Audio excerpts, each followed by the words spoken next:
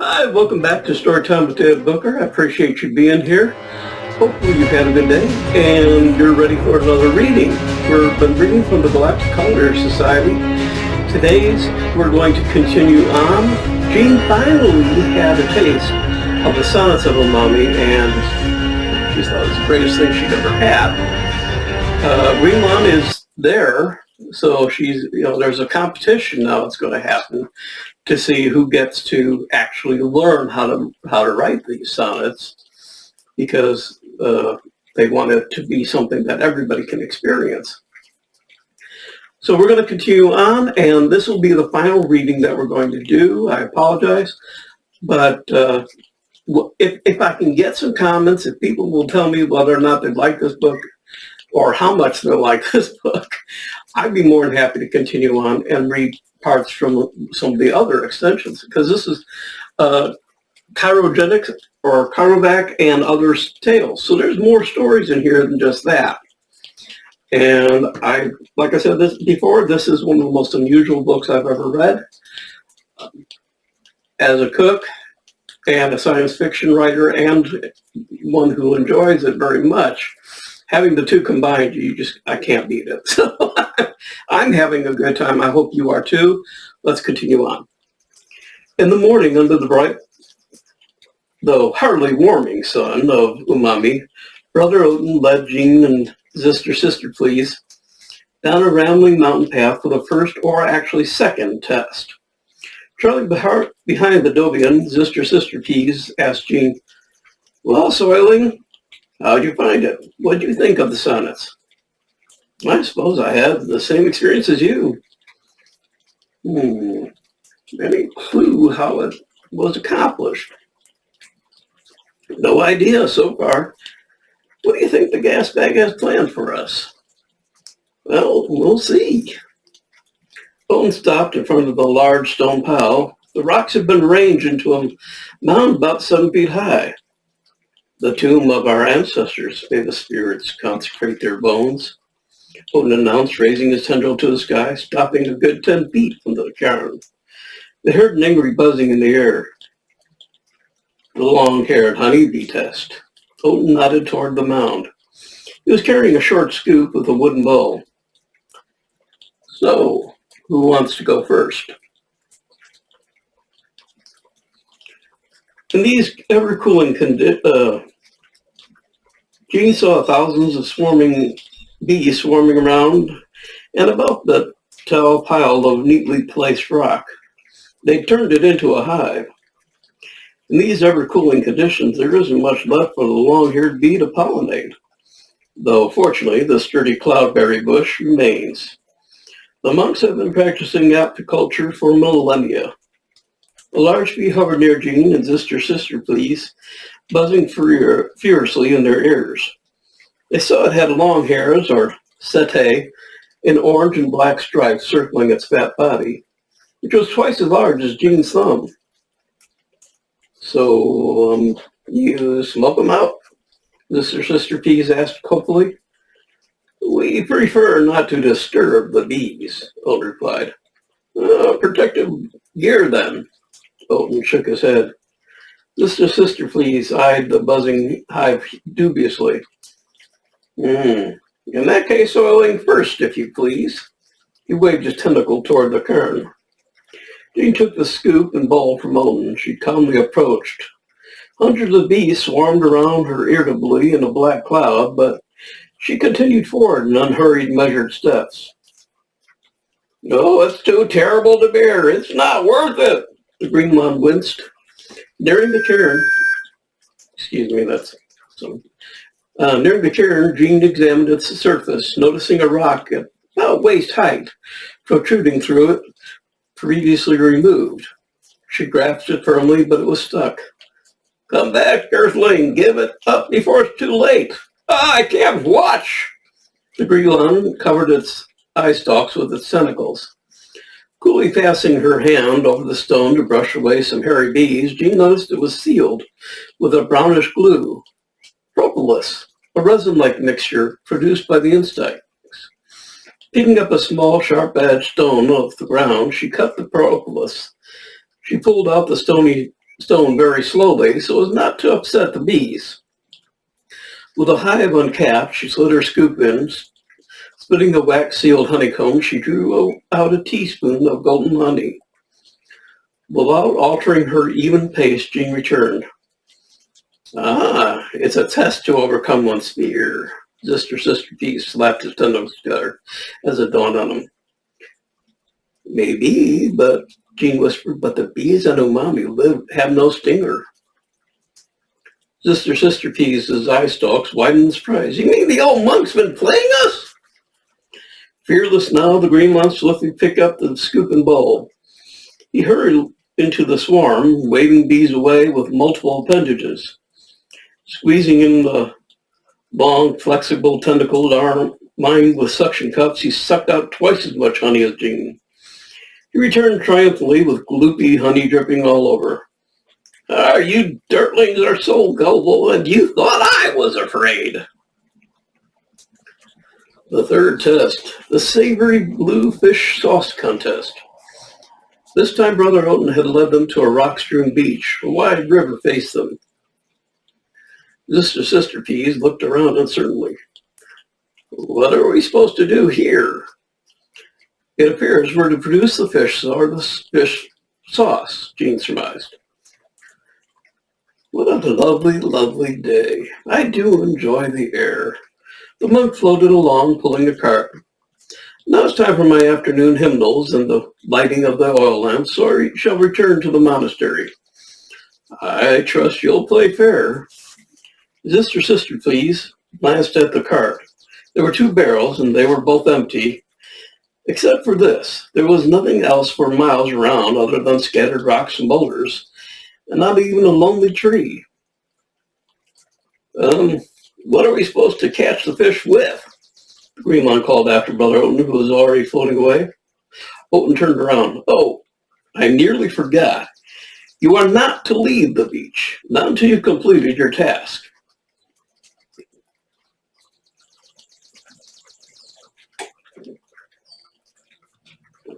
Sister Peas pointed up the mountain path where they'd come, where there was a patch of desolate shrubbery. Can we go there? Do not touch the cloudberry bush, if you please. You may make use of whatever else is available on the beach. But there's nothing on the beach. Brother Oden floated off, ignoring the green one's pleas. Good luck. Looks like you have an advantage over me again, Jean said. How do you mean? Well, you're a cephalopod. Sister Peas snorted. Oh, please. Yeah, I haven't chased anything since I was a hatchling. We're not primitives, you know. But on your homeworld, you live underwater. Yes, in great and magnificent cities. I dine at only the finest establishments. My dinner is brought to me. This is otherwise on your dusty little planet. Do you still go sneaking through the jungle with whatever you hunted with, sharpened sticks? She nodded. You got it. Grumbling, Sister Peas approached the shoreline. Well, maybe I ought to give it a go, he mumbled to himself. It might come back to me. Meanwhile, Jean looked around rocks, the cart, 2 barrels. He said we could use anything on the beach.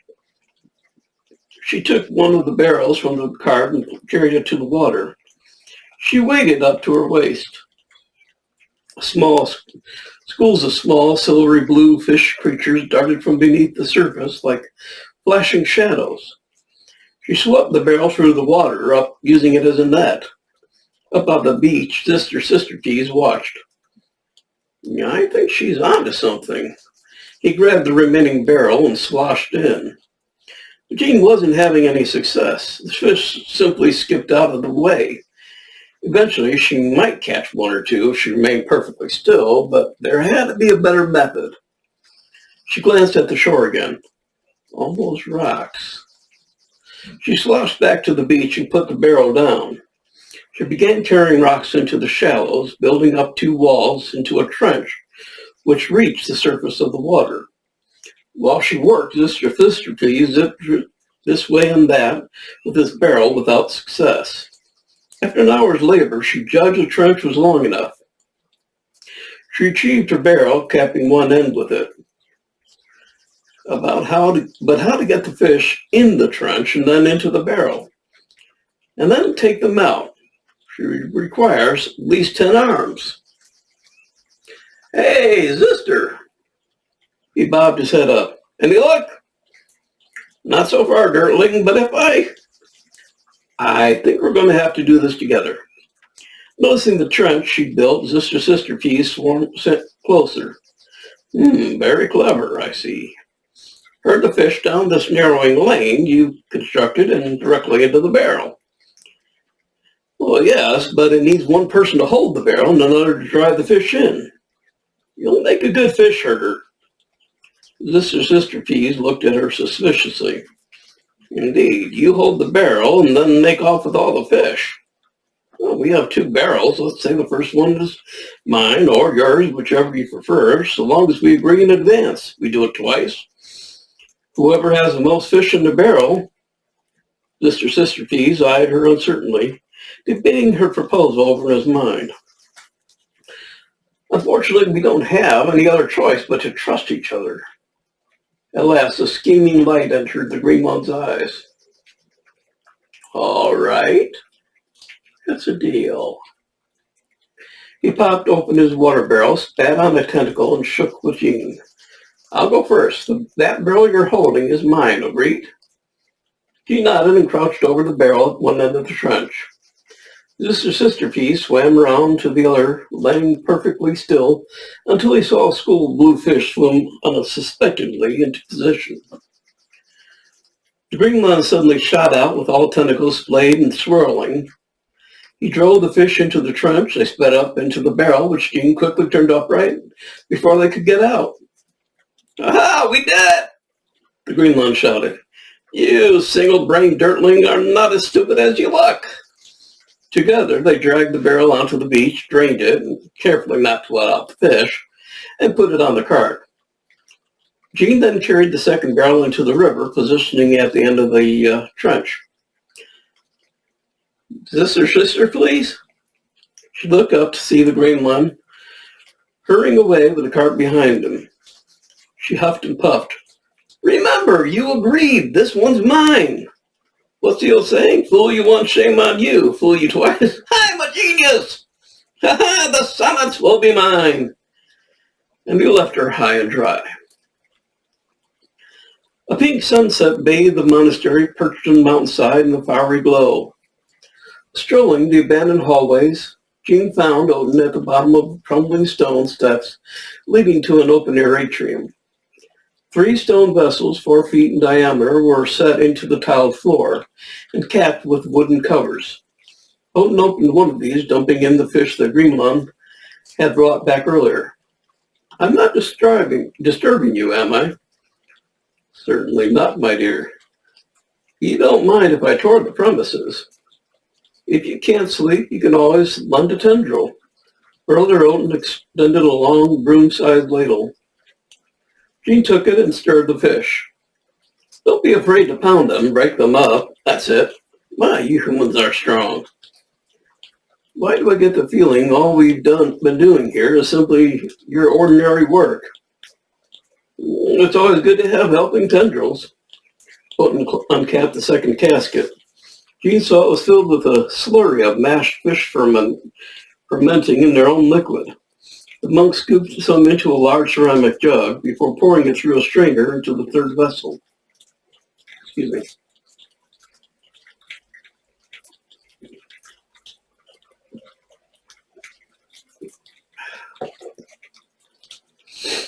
Leaning over as she stirred, Jean observed it come out clear, blue, and gleaming. A savory aroma filled the air, reminding her of the sonnets. Keep stirring, keep stirring. That's it. Brother Odin floated down the narrow lane, disappearing around the bend. His voice drifted back as he mused to himself, my, having acolytes is very useful. Jean paused in her stirrings. Ready gone, too. She quickly put down the ladle and padded to the bend. To one side of the adjoining courtyard was an old grease-covered machine with strollers and a press. Baskets brimming with small chocolate-colored nuts were scattered about, and their tiny dried-up seeds littered the floor. And the machine itself, which Jean figured out was used to press the nut for its oil. At the further end of the courtyard, Jean saw Odin hovering near an open door leading into a brick-walled chamber. He removed his vision goggles, hanging them on the wooden peg by the door. Too much smoke for these. Where his eyes should have been were two dark orifices like nostrils. Of course, she should have remembered Dobian anatomy. They relied more on smell, but the orifices also collected light, however poorly. Sidovian eyes and nose were a single organ.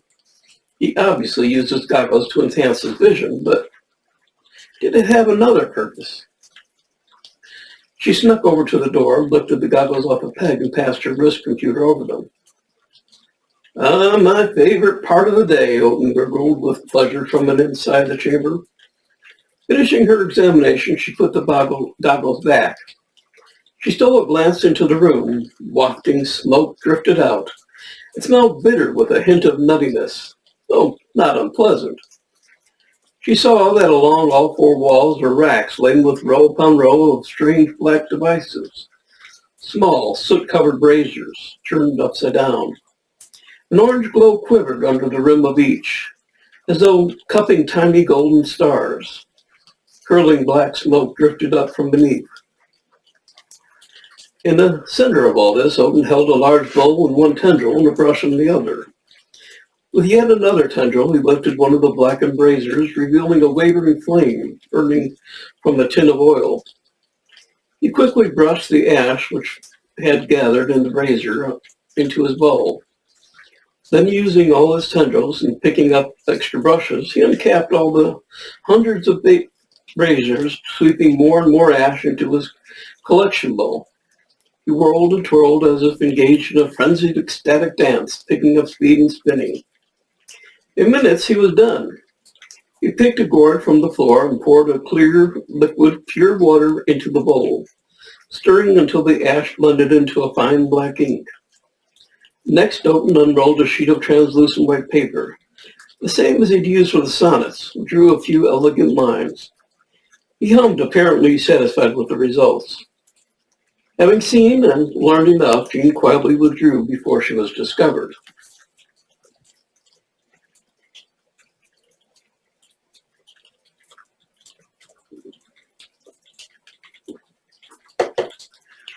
This is it, exclaimed Sister, please. The final test.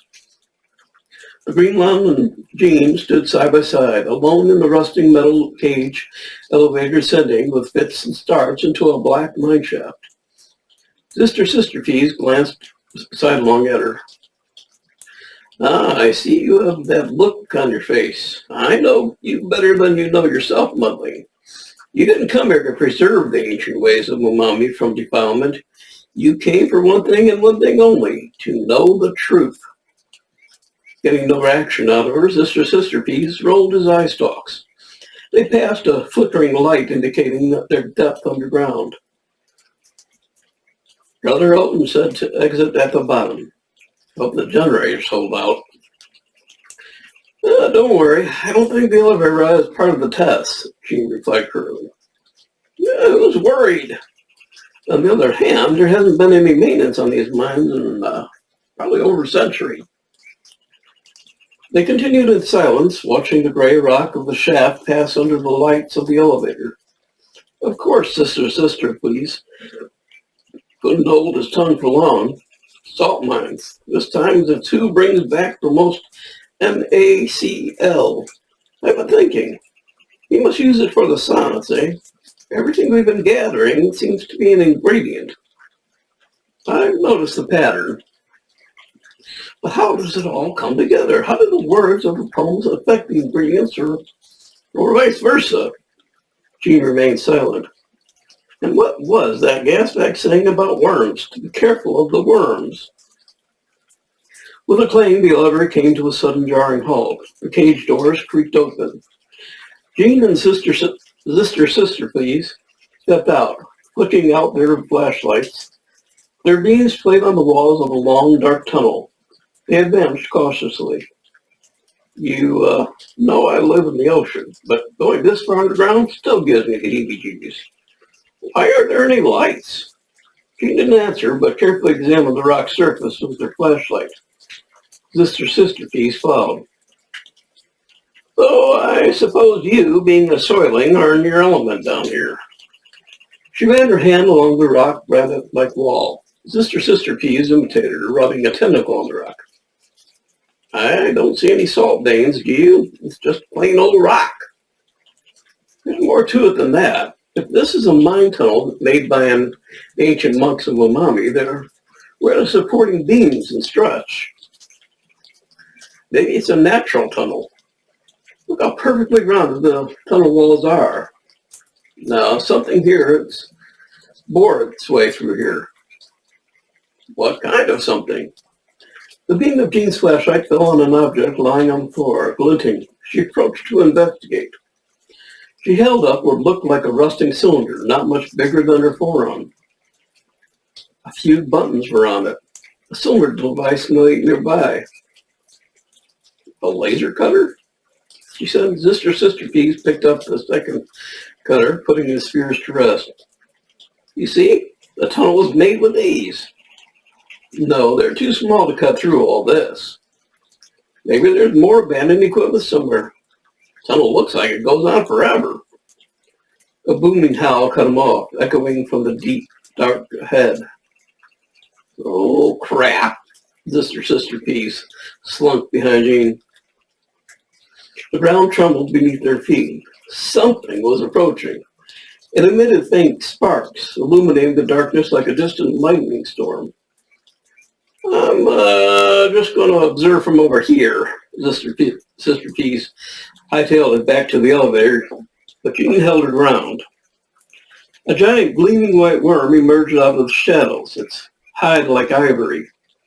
It undulated, pushing its way through the earth, shaking the walls all around them. Bits of rock tumbled through the ceiling.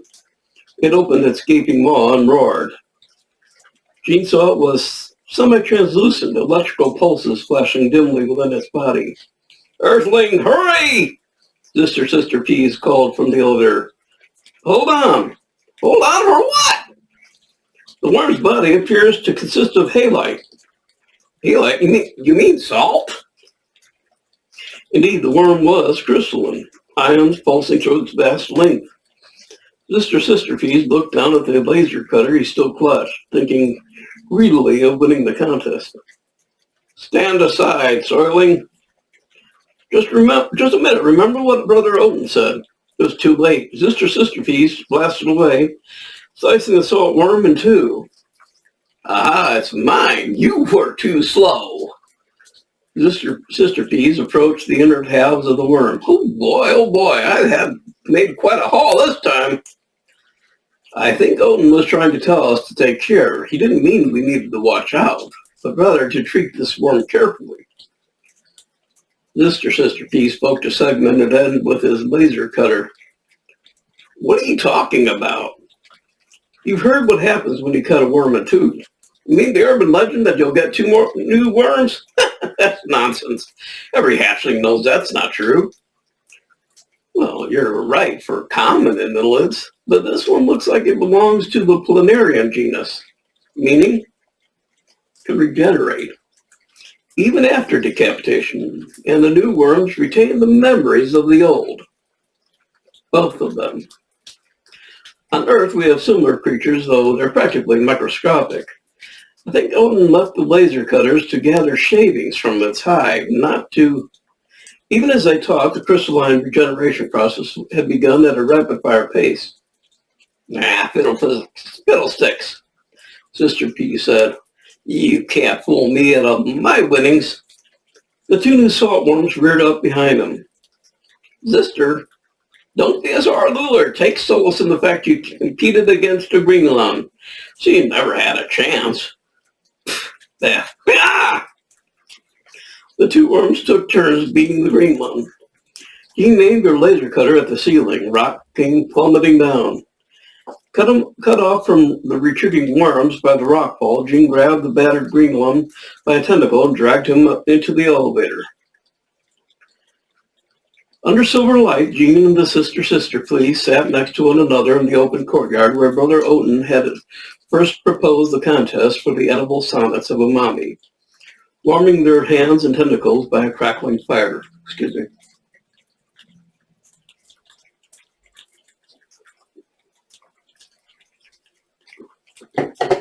One of the Greenlon's tentacles was in a sling, and he was swathed and wrapped in bandages.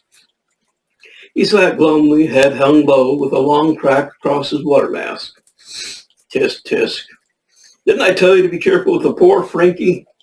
Bolton floated over the fire, its heat sending him up like a balloon under the stars. That wouldn't be too hard on Brother Odin, Jean said. On the bright side, you now have 2 saltworms. The Dovian lazily descended.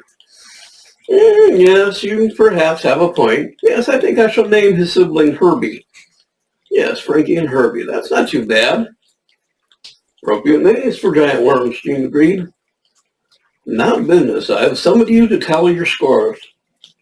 Sister Pease perked up, confident he had more points on the board, just so to speak. Concerning the first test, the collection of the dragon food, as stated at the outset, you are both successful. Thusly, I have allocated a point to you each. Though, considering that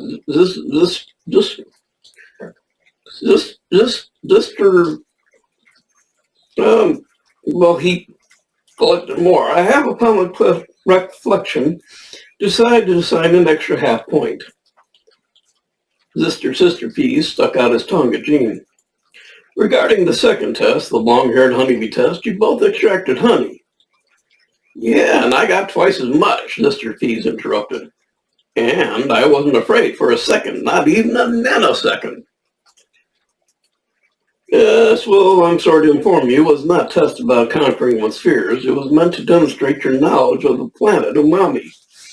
In this instance, that our bees have no protective stinger, the point goes to the human. Sister Pease, stopped grumpily. On to the third test, the bluefish sauce contest. Surely I won that one. She didn't bring back anything. Yeah, that is true. Yeah. It was not about who brought back more. It was a cooperation test. Only by working together could you get the fish.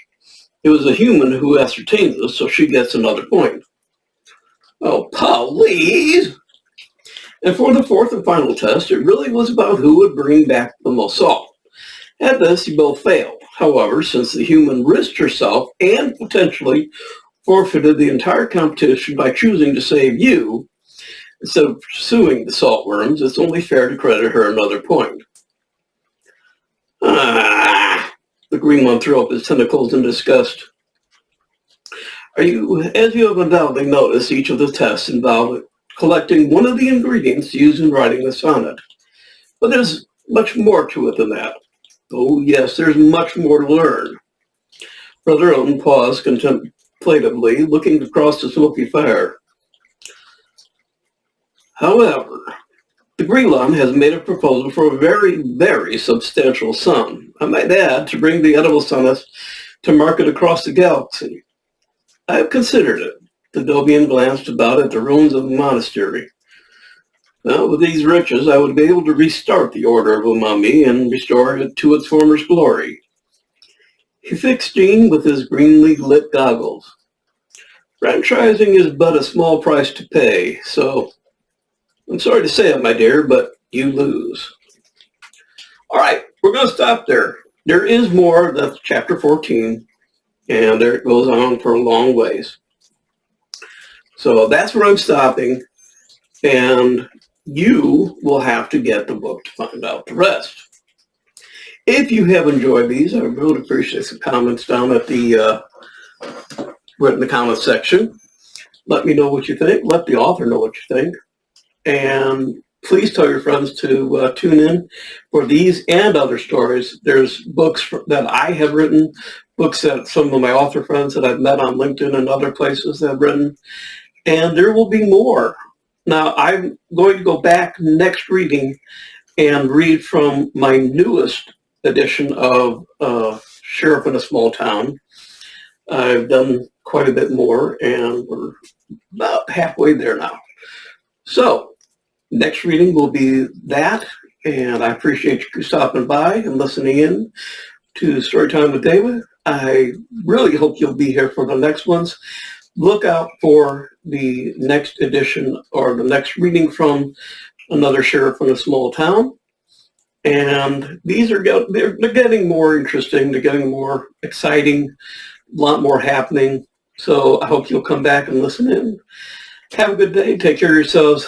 Be good. And I will see you on the next reading. Bye.